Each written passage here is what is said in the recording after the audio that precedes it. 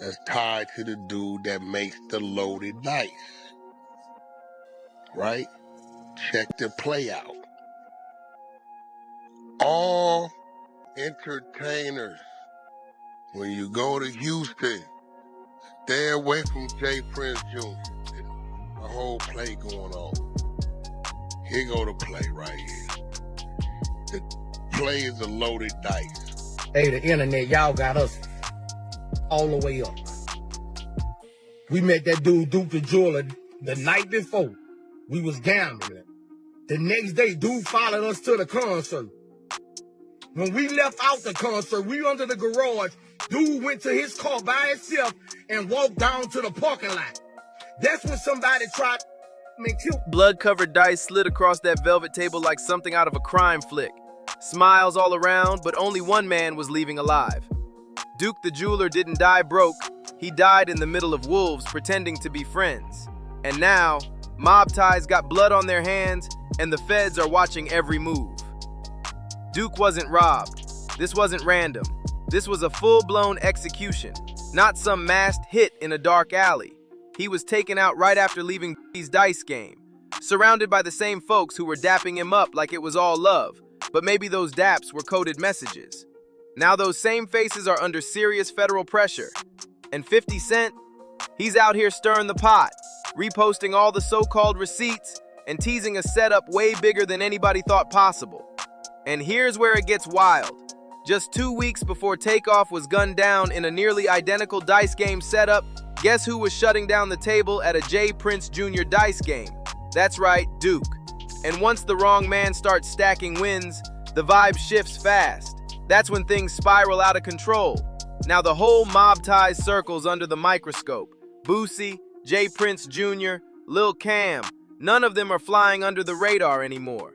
What started as hushed whispers, it's turning into full-blown warrants. But how did we even get to this point?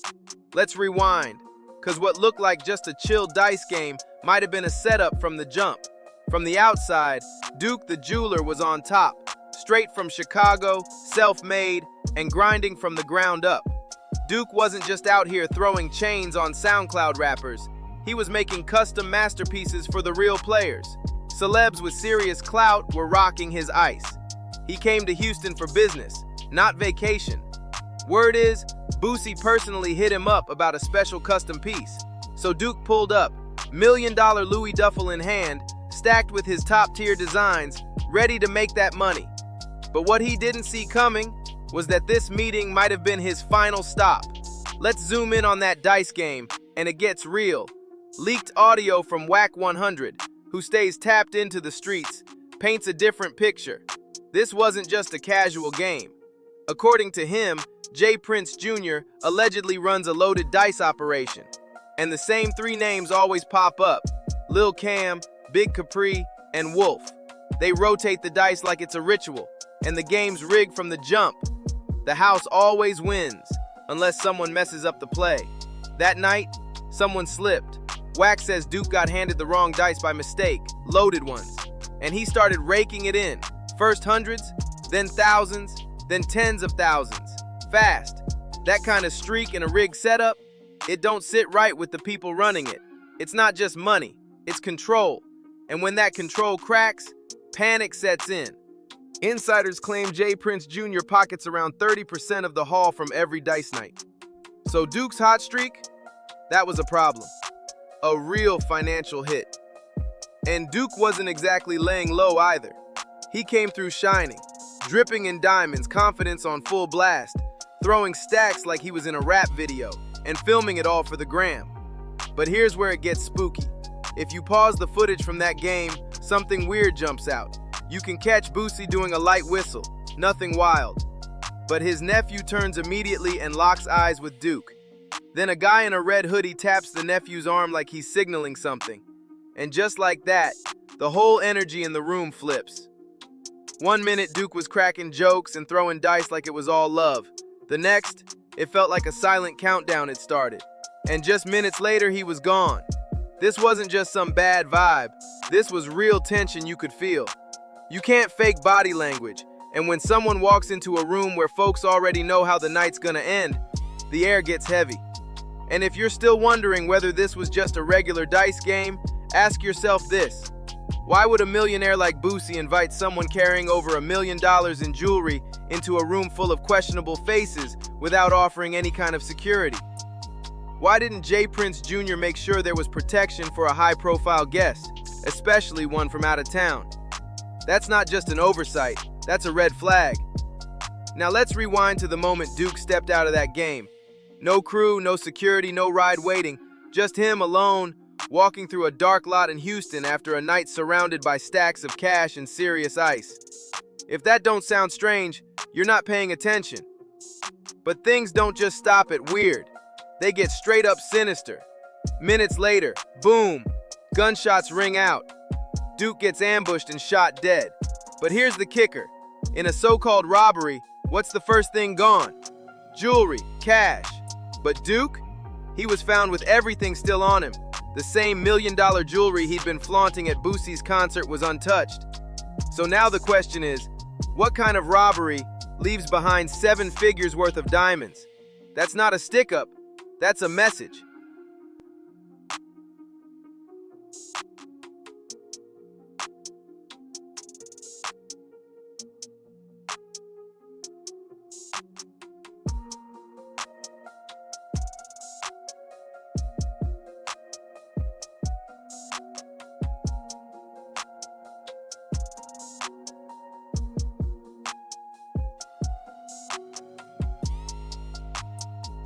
Here's the real mic drop that flipped the whole story, the Louis Vuitton bag. The same one Duke was carrying, packed with his most valuable, unreleased jewelry designs, didn't disappear into thin air. It turned up inside his house. Let that sink in for a second. Houston PD confirmed it, straight facts. Now whether Duke handed that bag to Boosie during the game for safekeeping, or whether it ended up in his hands after everything went down, we still don't know. But what is clear? That bag made it back to Boosie. Duke didn't. And Boosie's reaction? A nervous Instagram live filmed mid-flight, claiming he barely knew Duke and saying Duke just walked off like nothing happened. Yeah, that didn't sit right with anybody.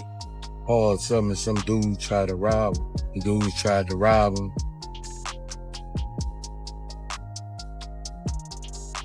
See, some dudes had tried to rob me, had walked off by himself, bro. I had just met dude yesterday.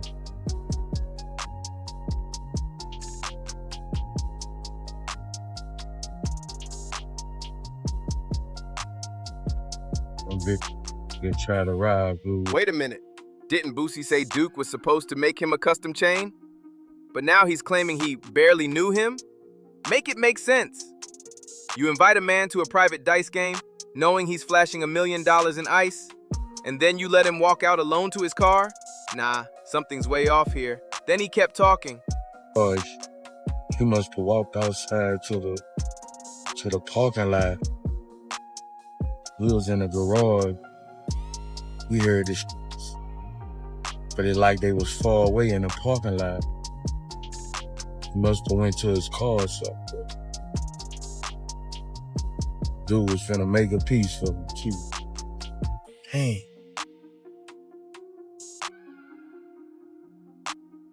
Let's be honest. Boosie didn't exactly look like some calm, innocent bystander.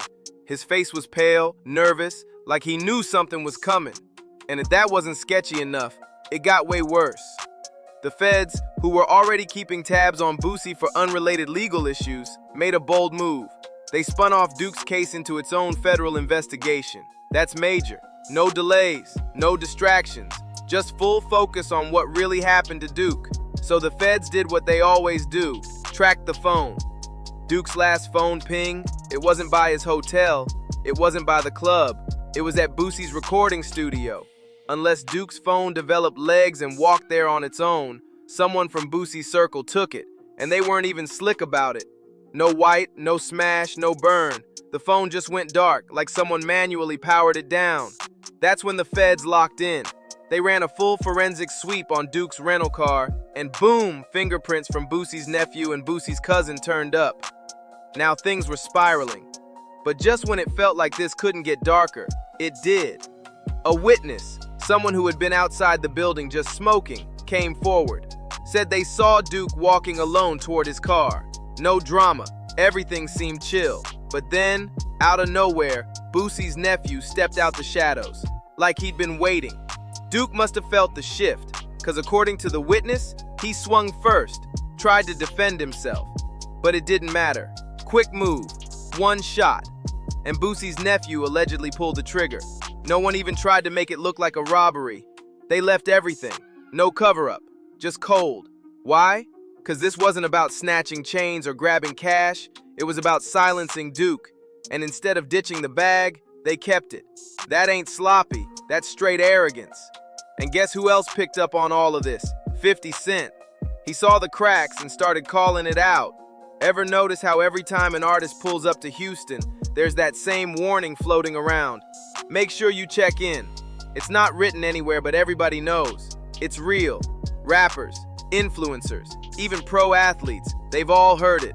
If you slide through Houston without checking in with J. Prince Jr. and his Mob Ties crew, you might be asking for trouble.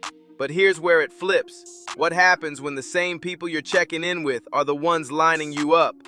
Nobody wants to say it out loud, but people are starting to look at that whole system sideways. Let's not get it twisted. J. Prince Jr. hosted that dice game. Duke showed up to his event, the same guy who was also tied to the dice game where Takeoff lost his life. So now people are asking, if J. Prince Jr. really runs Houston like he says, then why did two men leave in body bags? Even Whack 100, who usually plays it cool, couldn't hold back. He had to speak on it. Introduces the dice game. He got three mothers who rotate the dice. Now these dice is loaded. Big Caprice, and watch this, and Little Cam are the loaded dice rotators. He said, what? There was a situation that occurred that a certain jeweler round and got past the dice on accident. Whack 100 didn't mince words. He straight up called it a scam ring, said J. Prince Jr. plays it slick, inviting entertainers, acting all friendly, making them feel at ease, then lures them into a dice game where his crew's already posted up, watching every move, surrounding them like it's a setup in motion. Beware of with J. Prince Jr. when he talking about let's go shoot some dice. Because the loaded dice crew of three, Cam Wolf and Big Caprice. We know Lil Cam in there because I believe somehow, some way he was caught up in the dice situation. Rest in peace, Takeoff. I don't know what's going on. But what I do know this, J. Prince Jr. got a whole thing that went. Now the streets are buzzing. Artists are starting to quietly back away. Some labels are pulling out of Houston events altogether. It's turning toxic, like no one wants their name attached to what's unraveling. Even 50 Cent's been throwing shots without saying too much, reposting clips with bold captions and throwing shade at the whole setup. Some think he's poking the beast. Others believe he's just the only one real enough to say what everybody else is scared to admit. Meanwhile, word is Boosie's panicking. The feds aren't lumping Duke's case in with his old gun charges. They're giving it its own file. A standalone investigation. That means they're putting a magnifying glass on just the night Duke died. They're combing through Boosie's mansions, his bank records, and even following digital trails tied to his son. But the craziest part might be coming from his own house. Allegedly, a girlfriend told someone that Boosie ran back inside the building that night looking shook, like he was hiding something. Yet he keeps acting like he didn't see a thing, didn't know what was going down. But now the internet's asking, if Boosie goes down, who's he taking with him? Because Boosie doesn't roll alone. His nephew's in the mix. His cousin's name came up. And now his situation is tangled with J. Prince Jr., who's already under a spotlight after Takeoff's tragic death. All these threads, they're pointing back to one thing, the dice game. And it gets even more chaotic. Finesse 2 times, the same artist Mob Ties used to proudly back, is switching up. He went from shouting out J. Prince Jr. in every interview to barely even saying the man's name. The energy changed. Something major flipped behind the scenes. At first, the drama looked low-key. Finesse 2 times just stopped popping up around J. Prince Jr. No more concerts together, no backstage chilling, nothing. Then the whispers started rolling in, and it wasn't over money or music. Nah, Word is it all kicked off over a woman. And not just any woman. Finesse's baby mama. A few months back, she and her mom allegedly lined him up, called the cops and got him locked up for violating probation. And guess who pulled strings to get him out? J. Prince Sr. stepped in behind the scenes, made a few calls, and boom, Finesse was back on the streets in less than 2 weeks. But instead of falling back and showing love to the man who got him out, Finesse went right back to the same girl who set him up. That's when Senior had enough. He jumped on Twitter and didn't hold back. He said, "I told the homie to stay the fucking K away from that woman if he loves his life, but the homie wouldn't listen to my words, even though I had to step in to get him out of prison. Y'all better be careful out here thinking these women have your best interest at heart." And that's when it really started spiraling. Rumors started flying that J. Prince Jr. might have gotten Finesse's girl pregnant behind his back. Is it confirmed? Nope, but the fact that people believe it and Finesse hasn't shut it down, that speaks volumes. Some fans tried to wave it off as just drama, but others started connecting the dots. J. Prince Jr. is already on bad terms with Takeoff's family. He's beefing with Boosie behind the scenes, and now Finesse is out here spiraling publicly? The pattern is looking real ugly. Now folks are asking the big question, how many bridges can one man burn before everything crumbles? Because here's the hard truth. When your whole empire is built on silence, intimidation, and power plays, all it takes is one person to flip, one artist, one witness, one friend to break the code, and it all comes crashing down. So now the million-dollar question is, who's gonna talk first? Will it be Boosie finally cracking under pressure? Will Finesse stop dodging and spill what really went down? Or could 50 Cent's non-stop mission to expose mob ties push J. Prince Jr. to do the unthinkable, break that legendary code of silence to save himself? One thing's clear, the collapse has already started. The whispers are turning into loud knocks, and the feds, they're moving quiet but heavy. They're not just asking questions anymore, they're running deep surveillance. Boo's entire estate portfolio is under the microscope. His Baton Rouge mansion, his Georgia land, they're tracing every dime, every move. So at this point, Boosie's not just under investigation, he's being watched. And don't get it twisted, this isn't just about him anymore. J. Prince Jr. is right there in the center of the storm. Artists are backing off, labels are cutting ties. This isn't rap beef, this is Rico energy. And with talk that Duke's killer might have been caught on camera, all it takes is one person to leak that footage to TMZ or the feds, and it's game over for everybody involved. So stay tuned, because this story's not done yet. If you're locked into the drama, don't forget to like, subscribe, and drop a comment below with your take. Share this video if you think the truth needs to come out. And as always, see you on the next one.